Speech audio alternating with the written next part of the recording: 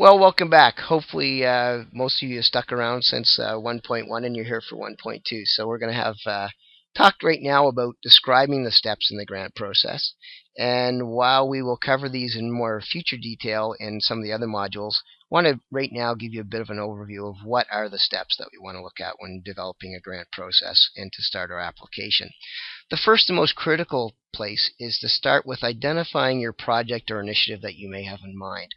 I often tell to individuals, don't go chasing the grant, but know what it is that you want to do so that it helps to move your organization forward in the direction you want, and then find a grant that matches your project or initiative. So as you look at this, we'll talk in further detail as we go down the road through the modules, but start to think, what would I like to do? What's my project about? Jot down just an outline of what's going to be the impact of this initiative. Who are we trying to target? How are we going to do that? What's my plan? What do I think that I need to involve in that from a budget perspective, from costs as I go down the road? And that'll provide the basis for you to help you as you go through the grant process. Once you have a sense of who your target population is or what you want to try and do with your initiative here, then take some time, and that creates the first step to then research and contact a grant agency to determine whether or not your project may fit their criteria, give you a sense of what type of funding may be available from them, and how you may want to best position your grant. The next step from there is to actually start the grant proposal and the writing.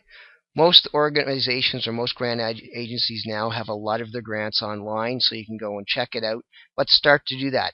Every grant application or process is specifically and should be designed and tailored for that agency that you're looking at.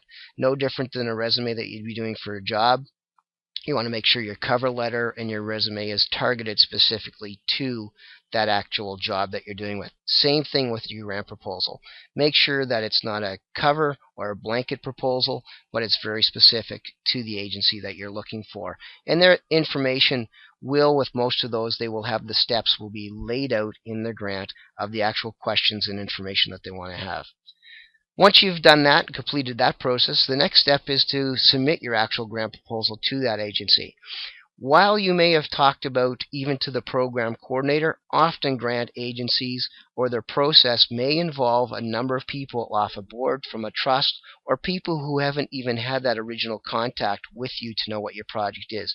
So make sure that with working with the person and the individual who's been the program administrator, that you have answered all the questions and that you're comfortable in ensuring that your grant really does tell the specific details that the organization needs to know.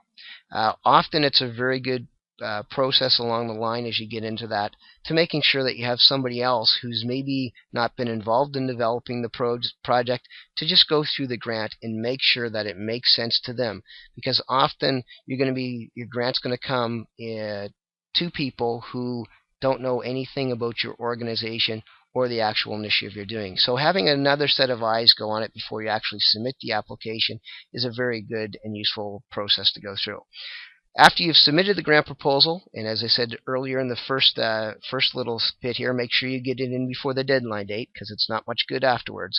Make sure that your grant makers, they will make a decision as to whether or not they're going to fund your proposal and as to how much. So within that, sometimes you may get a situation that you find out that I made the grant proposal, I was looking for $10,000, they gave me $5,000. You then need to find out what it is that comes from them. And then at the end of that, you need to take a look at your next step, which is to say, can I fulfill my obligations of running the program that I wanted to do and those type of things based on that grant? Or you may have also had other sources of revenue that you need to make sure come in at any given time. But that becomes really your last step, is to make sure, remember, you have an agreement with the grant agency that they're going to provide you with some funding to do a specific project or initiative. You have an obligation to them to ensure that A, you fulfill that commitment to do that project. If you have to make any changes, talk to them about what those may be well in advance, and make sure you get your approval from them before you do that. And then with most groups, they want some kind of report that will come back to them that says, yes, this is what we did do, this was the impact of that, here's a final copy of our budget, etc., and some of those things. But the grant agency themselves, no different from the grant proposal and application, will have a process that they will have laid out for you to be ensure that you know what the obligations are and the administration at the end of the project. So that's it for steps in the grant process. We'll be back in our next one to look at identifying potential grant sources and where do we go to look for our grants and who is in the grant business as well. Thanks, and we'll see you soon.